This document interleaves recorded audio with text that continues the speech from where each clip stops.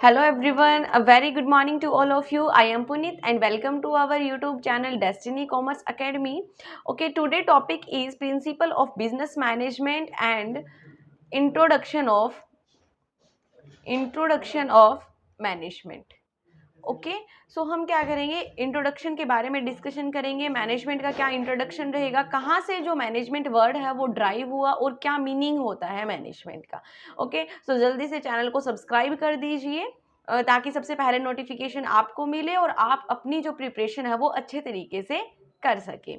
अच्छे अच्छे कमेंट भी ज़रूर कीजिए ताकि हमें भी मोटिवेशन मिले और हम भी आपके लिए डेली के डेली नए नए वीडियोस प्रोवाइड करवा सके। आइए हम समझते हैं अभी मीनिंग ऑफ मैनेजमेंट। मैनेजमेंट का जो मीनिंग है वो कहाँ से ड्राइव हुआ, Latin word manage plus Agre से ड्राइव हुआ।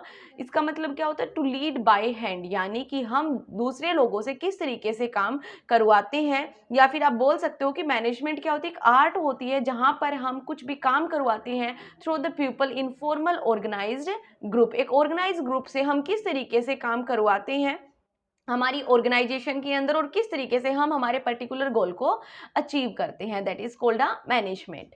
एंड अब हम बात करते हैं कुछ करेक्टरिस्टिक की। मैनेजमेंट के कुछ करेक्टरिस्टिक भी होते हैं। नंबर 1 यहाँ पे आता है कि management aim it at reaping rich result in economic term. Economic term में क्या होता है कि मैनेजमेंट का एम क्या रहेगा, मैनेजमेंट का एम रहता है कि हम मैक्सिमम किस तरीके से हम मैक्सिमम रिजल्ट को प्राप्त कर सकते हैं। नंबर 2 पे यहाँ पे आता है management also implies skill and experience, यानी कि हमारी जो स्किल है, हमारा जो एक्सपीरियंस है, उसके थ्रू हम किस तरीके से दूसरे लोगों से हम काम करवाते हैं हमारी ऑर्गेनाइजेशन के अंदर। फॉर्मली हम किस तरीके से या फिर क्या हम स्ट्रेटजी अडॉप्ट करते हैं उनसे काम करवाने के लिए। ये एक प्रोसेस होती है जो कि यूनिवर्सल एक्टिविटी है। यूनिवर्सल एक्टिविटी का मतलब क्या हुआ, जो कि यूनिवर्सल एप्लीकेबल है, हर जगह पे हर फील्ड पर क्या होती है, एप्लीकेबल होती है, क्योंकि विदाउट मैनेजमेंट आप किसी भी काम को या फिर किसी ऑर्गेनाइजेशन के एम को अचीव नहीं कर सकते। फिर आता है यहाँ पे science as well as art. As you all know, science means that based on some logic and art means that based on a creativity। So science का मतलब यहाँ पे क्या हो, कुछ जो प्रिंसिपल बताए गए हैं जो कि हम आगे पढ़ेंगे, हेनरी फ्यूल के द्वारा, टेलर के द्वारा जो प्रिंसिपल बताए गए हैं उन प्रिंसिपल के ऊपर बेस होता है, जिनका रिजल्ट जो रहेगा हमारा सेम रहता है और उनके पीछे कुछ फैक्ट होते हैं जिसके बारे में हम स्टडी करते हैं। आर्ट का मतलब क्या हुआ कि हम हर एक पर्सन का जो काम करवाने का तरीका होता है, हर एक पर्सन का जो काम करवाने का ढंग होता है वो अलग होता है, सेपरेट होता है, तो उसको हम बोलेंगे आर्ट। लाइक अगर आप बहुत सारे टीचर से पढ़ रहे हो तो सेम कंटेंट जो पढ़ा रहे हैं आपको, हर एक टीचर का जो मेथड है वो क्या रहेगा, अलग अलग रहेगा। ओके सो नेक्स्ट आता है यहाँ पे मैनेजमेंट एक प्रोफेशन भी होता है और एक प्री डिटरमाइन जो ऑब्जेक्टिव होता है उसको अचीव करने के लिए आप मैनेजमेंट करते हो। लाइक अगर मान लीजिए आप किसी एग्जाम की प्रिपरेशन कर रहे हो, उसके लिए भी आप मैनेजमेंट करते हो ना। लाइक आपको कहाँ से प्रिपरेशन करनी है, किस तरीके से आपको कंटेंट कहाँ से पढ़ना है, कितना कंटेंट पढ़ना है आपको। ओके क्योंकि वैसे तो पढ़ने को अगर आप एक बुक भी लेके बैठ जाओ तो कहीं तक भी पढ़ सकते हो, बहुत ज़्यादा वाइड होता है, बट आपको कहाँ तक चाहिए, आपके लिए क्या रिलीवेंट है, सिर्फ आप वहीं तक पढ़ते हो, उसी के लिए आप मैनेजमेंट करके चलते हो। एक ग्रुप एक्टिविटी होती है जहाँ पे ग्रुप ऑफ पर्सन्स होते हैं, सभी मिलके आपस में मैनेजमेंट करते हैं। सिस्टम ऑफ अथॉरिटी आप बोल सकते हो। नेक्स्ट आएगा ये क्या, किस में इन्वॉल्व होता है, डिसीजन मेकिंग में इन्वॉल्व होता है। अगर कोई भी आपको डिसीजन लेना उसके लिए भी मैनेजमेंट जरूरी होती है। गुड लीडरशिप पर इम्प्लाई होता है। Dynamic and not statistic, dynamic रहता है। डायनेमिक का मतलब क्या हो, flexible according to the situation. And next आता है कि management draw idea and concept from various discipline, यानी कि हमारे बहुत सारे आइडियाज ड्राइव होते हैं, बहुत सारे कंसेप्ट हम किसके अंदर पढ़ते हैं, मैनेजमेंट के अंदर पढ़ते हैं। गोल ओरिएंटेड प्रोसेस रहती है कि पर्टिकुलर गोल होता है, उसी के रिगार्डिंग हम क्या करते हैं, मैनेजमेंट करते हैं। देन आता है आपका need of organisation and management need not to be a owner. Management is a intangible. Intangible का मतलब क्या हो, जिसको हम टच नहीं कर सकते। सो ये था हमारा करेक्टरिस्टिक के बारे में। Then is next important topic is level of management. Level of management. Okay level of management के बारे में अगर डिस्कशन करेंगे, टॉप लेवल होता है, middle level and lower level management. Top level की अगर हम बात करते हैं तो बेसिकली टॉप लेवल के अंदर वो सारे पर्सन आ जाते हैं जो कि डिसीजन मेकिंग के अंदर इन्वॉल्व रहते हैं। मिडिल लेवल के अंदर जो इम्प्लाई करते हैं और लोअर लेवल के अंदर जो एक्चुअली में वर्क करते हैं वो सब पर्सन इंक्लूड होते हैं। प्रीवियस ईयर के क्वेश्चंस पेपर में ये क्वेश्चन पूछा जाता है आपको कि कौन से लेवल के जो लोग हैं वो कहाँ पर स्टे करते हैं। लाइक टॉप लेवल के अंदर कौन से पर्सन आते हैं, मिडिल लेवल के अंदर कौन से पर्सन आते हैं एंड लोअर लेवल के अंदर कौन से पर्सन इन्वॉल्व होते हैं। आइए हम उसके बारे में डिटेल से स्टडी करते हैं। तो यहाँ पे इन्होंने बोला टॉप लेवल में सबसे फर्स्ट इन्होंने बोला गया है यहाँ पे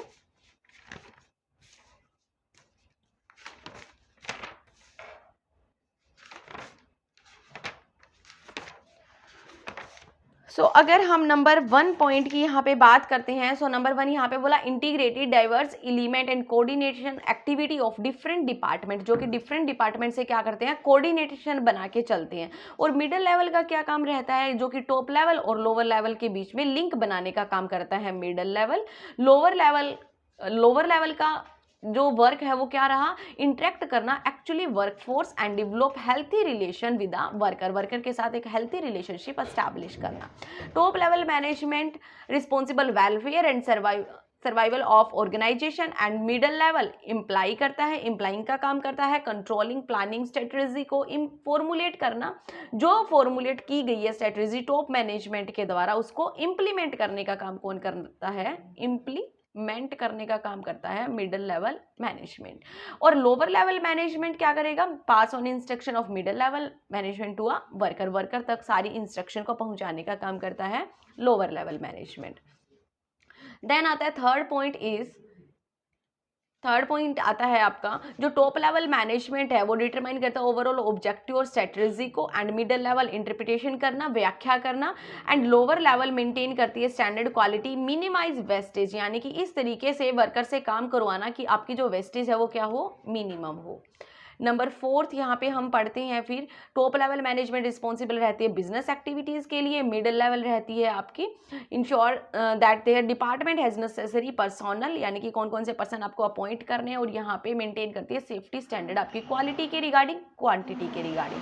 टॉप लेवल जो मैनेजमेंट होती है वो आपकी जो परफॉर्म करेगी, जो वर्क कर रहे हैं मिडिल लेवल के पर्सन जो वर्क कर रहे हैं, वहाँ की जो एक्टिविटी किस पर्सन को क्या एक्टिविटी परफॉर्म करनी है ये डिसाइड किया जाता है टॉप लेवल मैनेजमेंट के द्वारा। एंड मिडिल जो मैनेजमेंट है आपकी मिडिल लेवल की मैनेजमेंट वो क्या करती है, assign duty and responsibility to personnel in their department, जो भी उनके डिपार्टमेंट के लोग हैं वहाँ पे उनकी ड्यूटी और रिस्पॉन्सिबिलिटी असाइन करना, and lower level motivate the employ. Then number 6 आता है यहाँ पे, देखिए आप यहाँ पे क्या आएगा, assembling all resources motivating person to achieve desire objective, and यहाँ पे represent problem grievance of workforce before middle level management. Okay, तो ये सब पॉइंट जो है हमने पढ़ लिया है, जैसे कि हम पढ़ रहे हैं top level, middle level and lower level.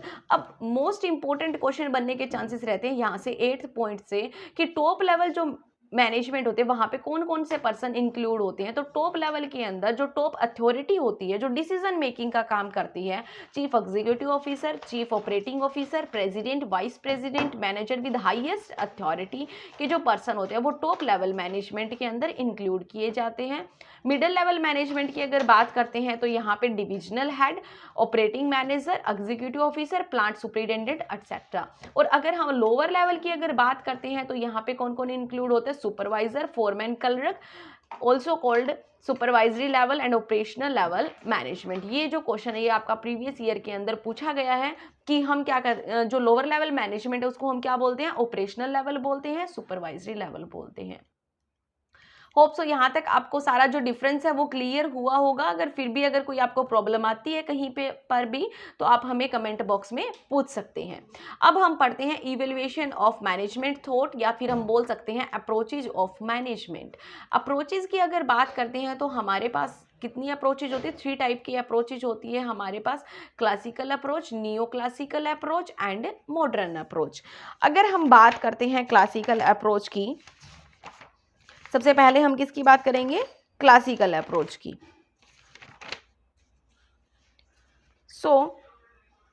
Classical approach के अंदर इंक्लूड होती है आपकी scientific management of Taylor approach, administrative management of Fayol, bureaucratic model of Max Weber. ये सारी इंक्लूड होती है आपकी क्लासिकल अप्रोच के अंदर। अभी हम 1 बाय 1 इनकी सबकी स्टडी करेंगे तो आपको बेटर तरीके से समझ में आएगा। आइए समझते हैं हम क्लासिकल अप्रोच के बारे में।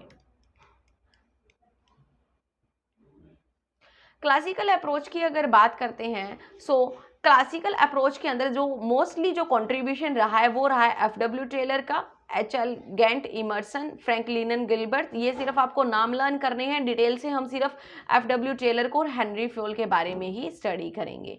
सबसे पहले हम पढ़ेंगे एफडब्ल्यू टेलर के बारे में। एफडब्ल्यू टेलर का जो बोर्न कब हुआ FW Taylor? 1856 in USA. Okay, कब हुआ? 1856। कहाँ पे हुआ? फिलाडेल्फिया में हुआ, इन यूएसए। और इन्होंने जो एफडब्ल्यू टेलर है, इनका फुल नेम है, लिख लीजिए आप, full name of FW Taylor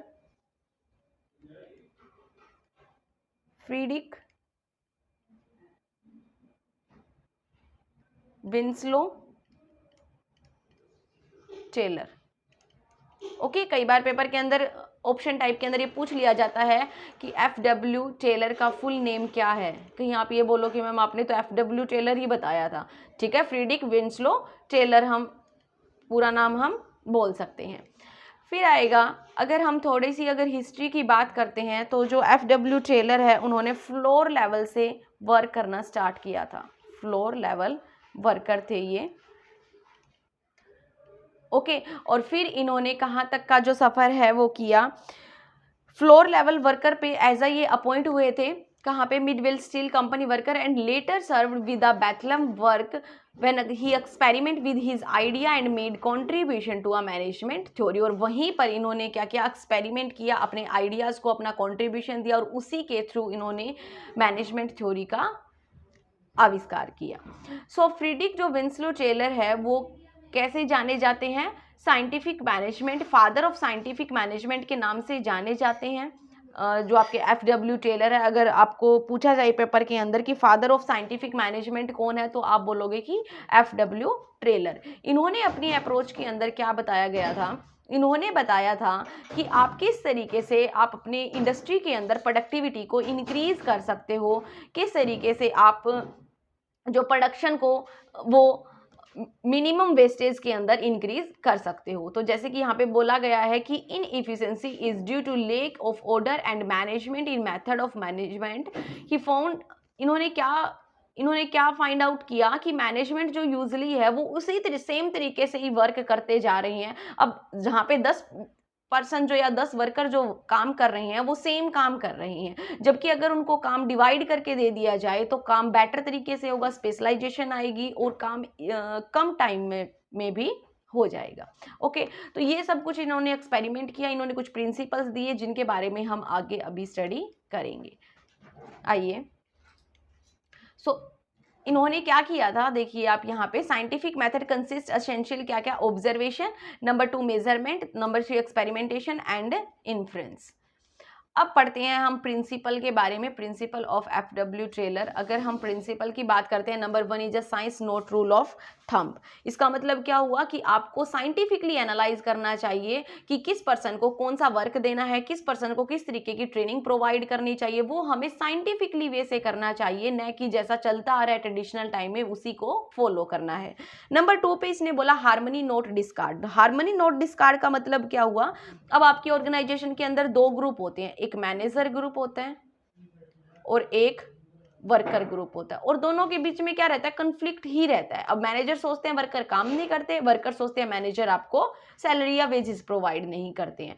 तो इनके बीच में जो है वो रिलेशनशिप क्या होना चाहिए? अच्छा रिलेशनशिप होना चाहिए, कोऑर्डिनेशन होना चाहिए, ताकि आपकी जो इफिशिएंसी है वर्क करने की ऑर्गेनाइजेशन के अंदर वो इंक्रीज हो।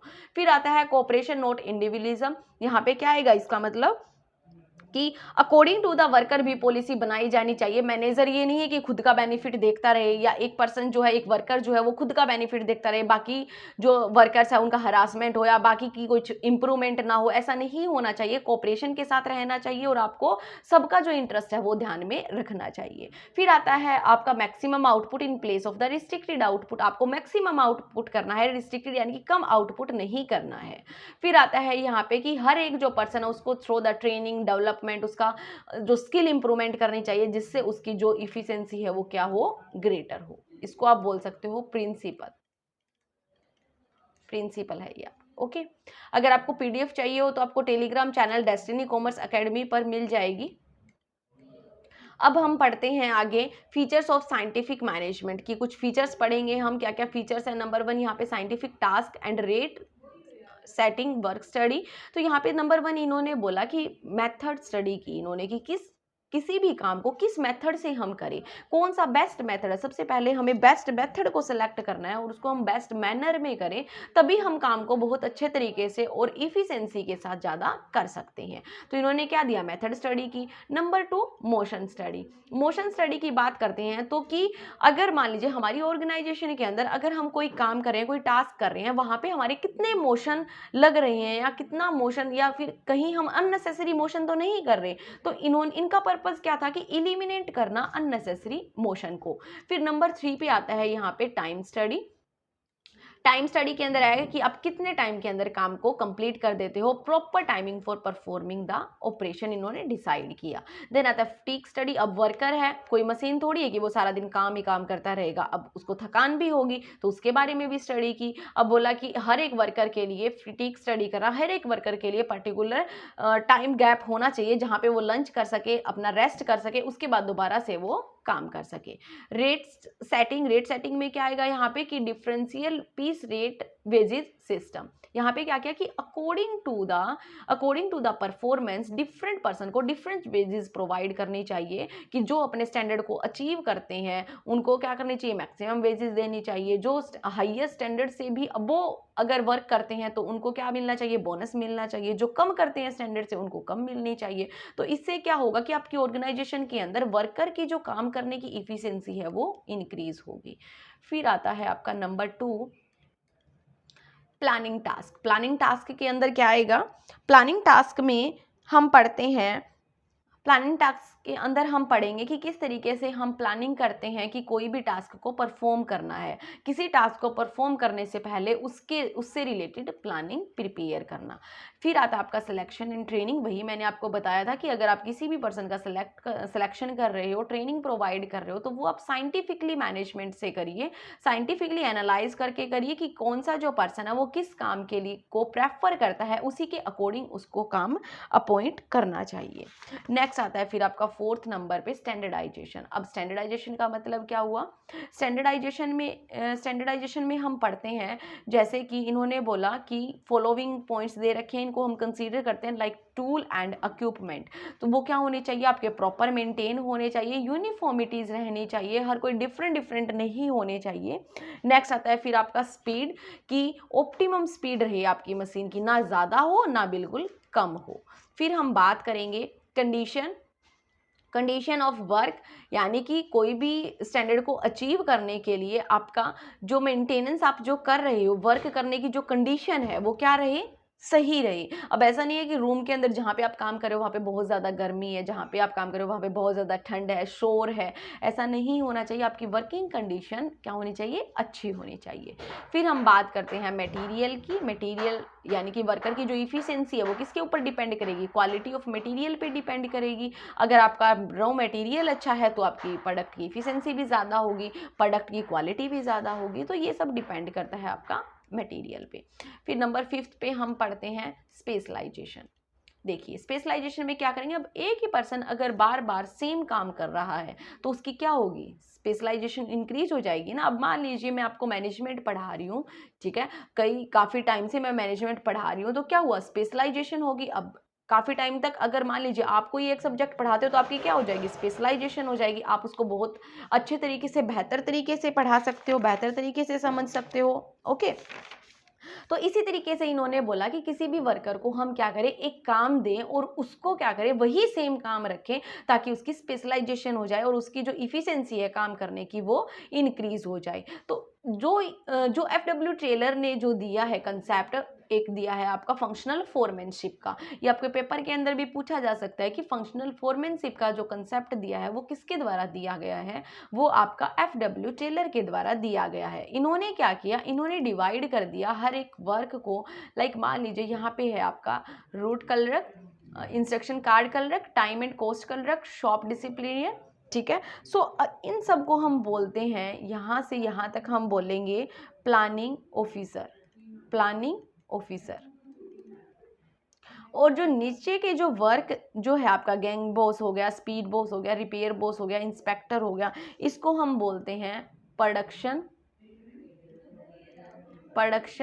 ऑफिसर।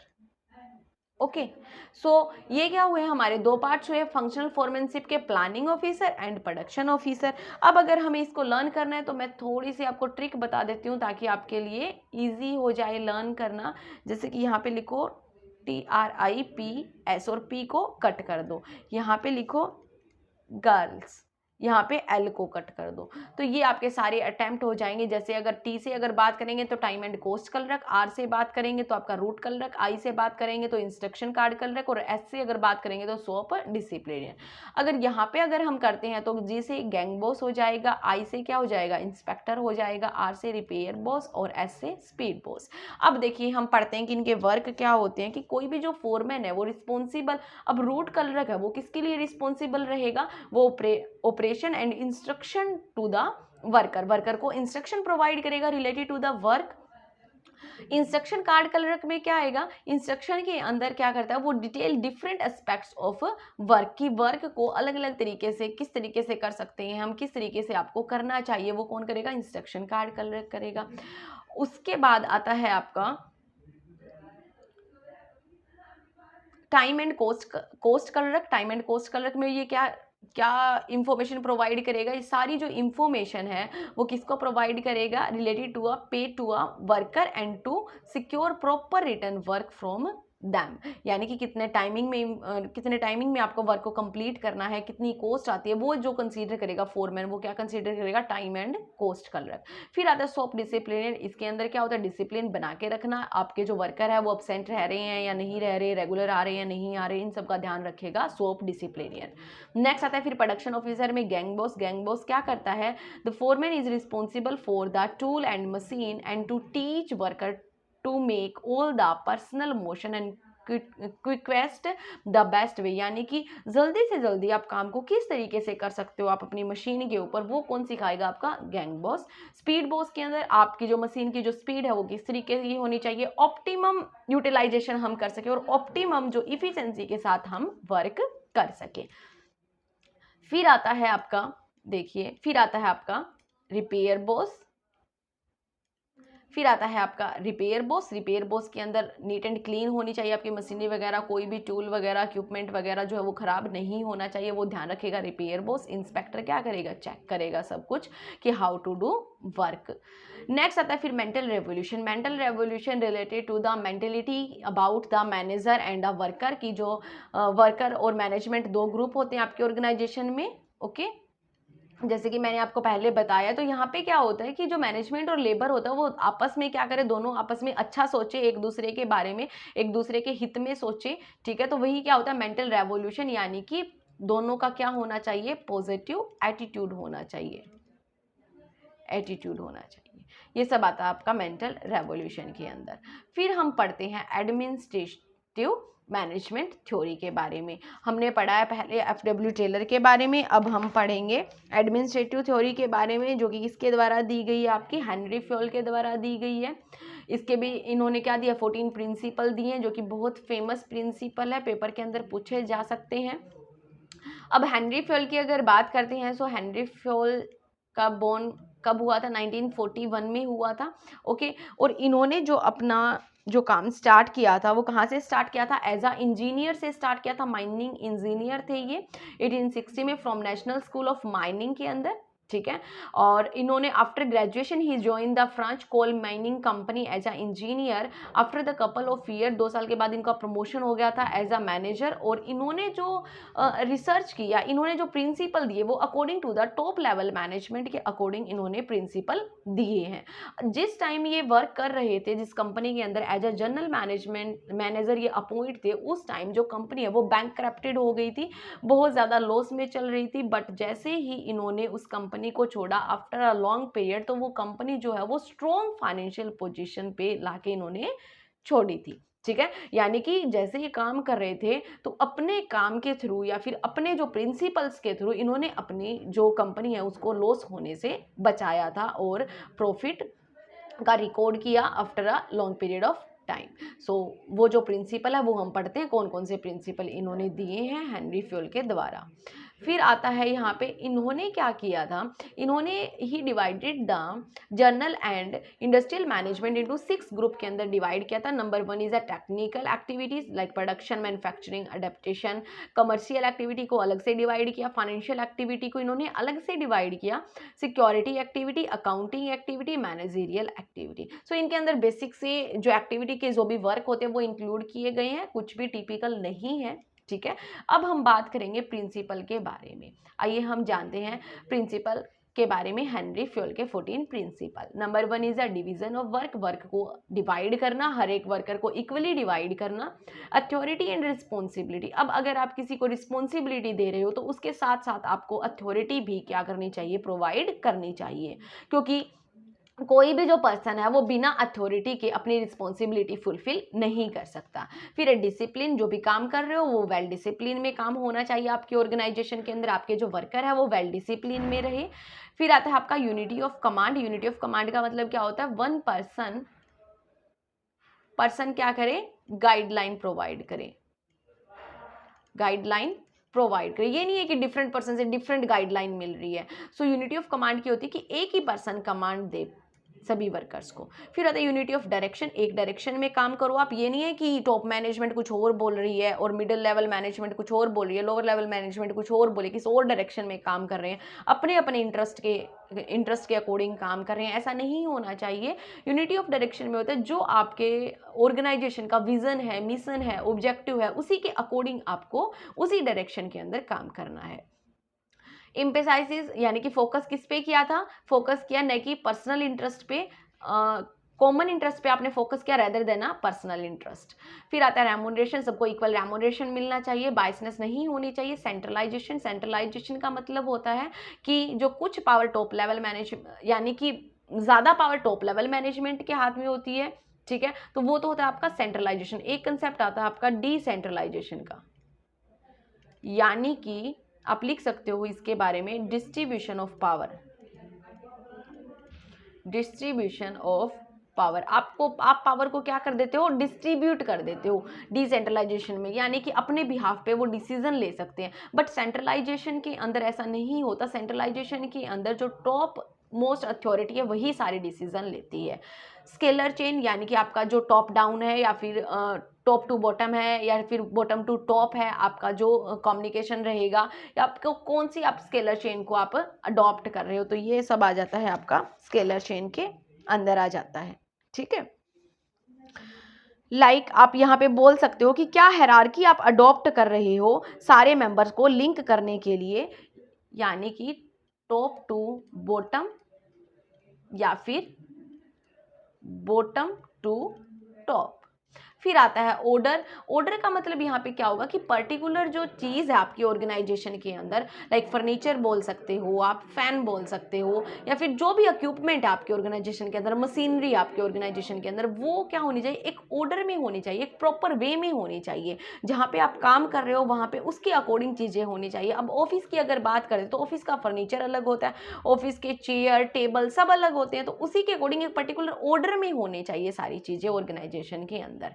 इक्विटी का मतलब क्या होगा कि सबके साथ इक्वलाइजेशन, यानी कि किसी के साथ भी बायसनेस नहीं होनी चाहिए, सबके साथ इक्वली बिहेवियर रखना है हमें, ठीक है। Next principle is stability of tenure. Stability of tenure का मतलब होता है एक जो वर्कर काम कर रहा है आपकी ऑर्गेनाइजेशन के अंदर, उसको स्टेबिलिटी फील होनी चाहिए। ये नहीं होना चाहिए कि आप उस वर्कर को कभी भी हटा सकते हो, कभी भी काम पर नहीं रख सकते, तो उसको एक स्टेबिलिटी फील होनी चाहिए। तो ये होता है आपका stability of tenure. Job security आप यहाँ पे बोल सकते हो कि जॉब सिक्योरिटी होनी चाहिए। नेक्स्ट होता है फिर spirit of cooperation. Spirit of cooperation में आप लिख सकते हो यूनियन इज स्ट्रेंथ, यानी कि अगर आप यूनियन में रहते हो तो आप क्या होगी, स्ट्रेंथ होगी ना। यूनियन इज स्ट्रेंथ आपने सुना होगा, तो वही आता है आपका ई स्पिरिट ऑफ कोऑपरेशन, जैसे कि सभी को मिलजुल कर रहना चाहिए। इनिशिएटिव का मतलब क्या होता है कि अगर कोई भी वर्कर है वो काम करना चाहता है तो उसको इनिशिएटिव लेना चाहिए। अगर किसी के पास कुछ नया आइडिया है तो उसकी वैल्यू करनी चाहिए, उसके आइडिया को अडॉप्ट करना चाहिए और हमें उस आइडिया को इम्प्लीमेंट भी करना चाहिए। तो ये होता है आपका इनिशिएटिव, पहल करना, ठीक है। तो ये सब पढ़ा है हमने प्रिंसिपल ऑफ हेनरी फ्योल के बारे में। अब हम पढ़ते हैं कुछ, यहाँ पे दिया हुआ है कि टेलर और फ्योल के क्या क्या डिफरेंसेस रहेंगे। जो टेलर है, जैसे कि मैंने पहले ही बताया आपको, ये शॉप फ्लोर लेवल पे काम किया था इन्होंने हायर मैनेजमेंट लेवल पे। फिर अगर बात करते हैं हम नेक्स्ट पॉइंट में, अगर बात करते हैं तो यहाँ पे क्या हुआ, जो वर्क किया था सिंप्लीफिकेशन एंड स्टैंडर्डाइजेशन का कंसेप्ट दिया, और इन्होंने क्या किया, overall observing certain principle, production and engineering orientation and यहाँ पे मैनेजरियल फंक्शन। रिजल्ट की अगर बात करते हैं तो साइंटिफिक ऑब्जर्वेशन एंड मेजरमेंट, और यहाँ पे personal experience translated into universal truth. Overall contribution की अगर बात करते हैं तो यहाँ पे इन्होंने प्रोडक्शन लाइन के ऊपर काम किया, और यहाँ पे इन्होंने सिस्टमेटिक थ्योरी ऑफ मैनेजमेंट के बारे में कंट्रीब्यूशन किया है।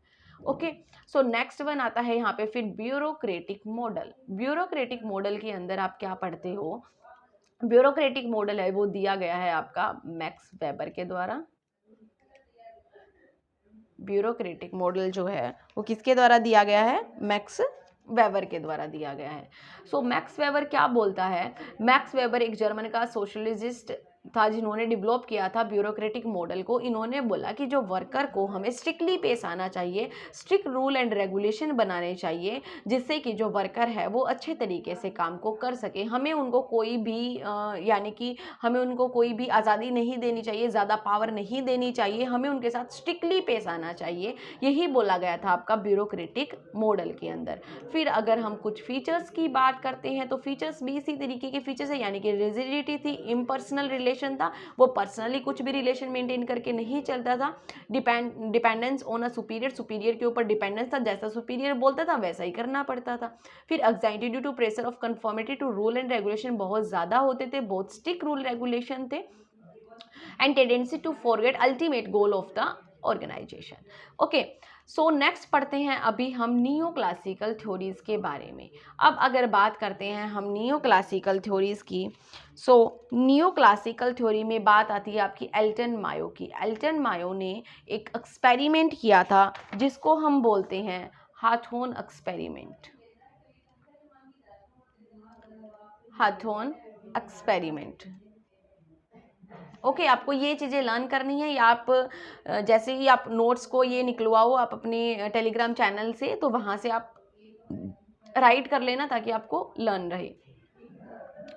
अब जो हम पीछे पढ़ के आए हैं क्लासिकल अप्रोच, उसके अंदर तो फोकस किया था कि किस तरीके से हम वर्कर से ज़्यादा प्रोडक्टिविटी करवा सकते हैं, किस तरीके से इफ़िशेंसी के साथ, ज़्यादा इफ़िशेंसी के साथ काम करवा सकते हैं। बट जो नियो क्लासिकल जो अप्रोच है इसके अंदर ह्यूमन रिलेशन के बारे में बताया गया है। जैसे कि इन्होंने बोला कि classical theory concentration on the job content, वो क्या करती है, किस पे कंसंट्रेट करती है, जॉब कंटेंट पे करती है, and management of physical resource, whereas neo classical जो अप्रोच है greater emphasise to individual and group relationship of a workforce. यहाँ पे क्या करती है, उनका जो ज़्यादा जो एम्फेसाइज रहता है वो किस पे रहेगा, इंडिविजुअल और group relationship in the workforce के ऊपर रहेगा, कि किस तरीके से हम रिलेशनशिप को एस्टैब्लिश कर सकते हैं। नेक्स्ट आता है फिर आपका, देखिए यहाँ पे जो एल्टन मायो का जो कंट्रीब्यूशन रहा है उसके बारे में पढ़ते हैं हम। इन्होंने बोला Elton Mayo born in Australia and he was educated in logic and philosophy at Saint Peter's college. Okay, तो इन्होंने क्या किया था, इन्होंने ह्यूमन की जो ह्यूमन रिलेशन अप्रोच की अगर आप बात करते हो तो इन्होंने कि उस वर्क प्लेस के साथ किस तरीके से रिलेशनशिप होता है, किस तरीके से प्रोडक्टिविटी इंक्रीज होती है, उसके बारे में इन्वेस्टिगेशन की थी। ये जो एक्सपेरिमेंट किया गया था ये किया गया था Hawthorne plant of Western Electric company at Chicago के अंदर किया गया था। ये आपको ध्यान में रखना है, जिसको हम हाथोन एक्सपेरिमेंट भी बोलते हैं। ओके, नेक्स्ट देखिए फिर हम, एंड इन्होंने ह्यूमन रिलेशन अप्रोच को दिया है। ये आपको ध्यान रखना है कि ह्यूमन के साथ हम कैसे रिलेशनशिप एस्टैब्लिश करके रख सकते हैं। अब टेलर वाले में पढ़ते हैं तो उन्होंने तो यही बोला हेनरी फ्योल की किस तरीके से हम एम्प्लॉय से वर्क करवा सकते हैं और कैसे हमें ज़्यादा से ज़्यादा वर्क करवाना चाहिए।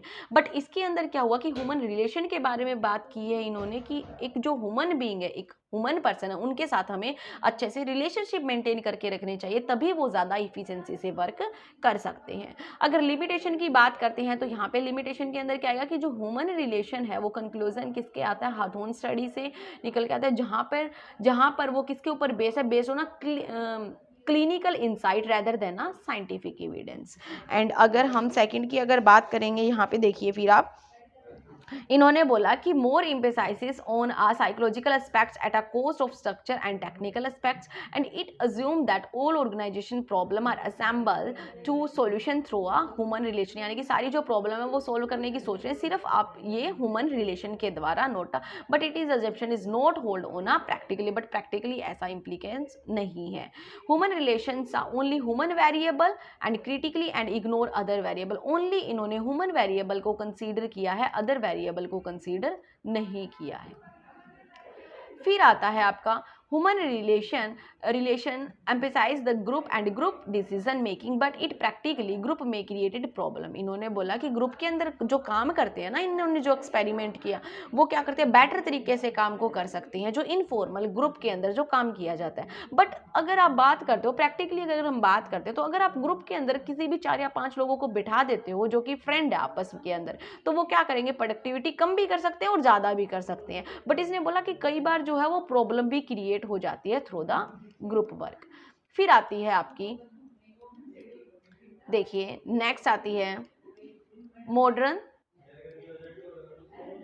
थ्योरी, या फिर आप बोल सकते हो सिस्टम अप्रोच। अब मॉडर्न थ्योरी के अंदर क्या इम्प्लीकेंट किया गया है, क्या बोला गया है, इसके अंदर फोकस किया गया है productivity as well as satisfaction, इन दोनों के ऊपर फोकस किया गया है। किसके अंदर, मॉडर्न थ्योरी के अंदर। ओके, सो इसके अंदर आपको क्या बताया गया कि हम मैन मशीनरी का हम किस तरीके से इन्वॉल्वमेंट कर सकते हैं जिससे हमारी प्रोडक्टिविटी भी इंक्रीज हो और जो इम्प्लॉयज़ का जो सेटिस्फेक्शन है वो भी क्या हो, हाई हो, ताकि वो अच्छे तरीके से वर्क को कर सके, ज़्यादा इफिशिएंसी के साथ काम को कर सके। सो मॉडर्न थ्योरी के अंदर क्या बताया गया आपको, organisation as an adaptive system it is adjust to change of its environment, और हम अकॉर्डिंग टू द इन्वायरमेंट उसको चेंज कर सकते हैं। यानी कि ज़रूरी नहीं है कि हमें यही थ्योरी फॉलो करनी है, but according to the environment हमें चेंज करने की भी ज़रूरत होती है। अब लाइक मान लीजिए पहले आप ऑफलाइन ही पढ़ते थे स्कूल के अंदर, कॉलेज के अंदर, इंस्टीट्यूट के अंदर, बट जैसे ही कोरोना आया तो उसके बाद आप क्या कर दिया, इन्वायरमेंट चेंज हो गया, अभी आप ऑनलाइन पे शिफ्ट हो गए। अब बहुत सारे स्कूल, कॉलेजेस, यूनिवर्सिटी वो भी कहीं ना कहीं ऑनलाइन पे शिफ्ट हुए। ओके, तो इन्होंने क्या बोला कि थ्योरीज के अंदर हम अकॉर्डिंग टू द इन्वायरमेंट भी क्या कर सकते हैं, चेंज कर सकते हैं या फिर एडजस्ट कर सकते हैं। अब इन्होंने बोला मीनिंग ऑफ सिस्टम, सिस्टम का मतलब क्या हुआ यहाँ पे, यानी कि अगर हम सिस्टम की बात करते हैं, so system is a set of interconnected and inter related element और component part to achieve a certain goal. यानी कि सिस्टम किससे बना है, जो छोटे छोटे सब सिस्टम से मिलके बना है। अब जैसे कि अगर कंप्यूटर की बात करें तो वो छोटे छोटे सब सिस्टम से मिलके बना है, और एक पर्टिकुलर गोल को अचीव करने के लिए जो एक हम सिस्टम क्रिएट करते हैं, कंबाइन टुगेदर और टू कंबाइन, इसका मतलब होता है कि कंबाइन में जो सारी एक्टिविटीज है या सारी रिसोर्सेज को कंबाइन करना और फिर एक सिस्टम क्रिएट करते हैं।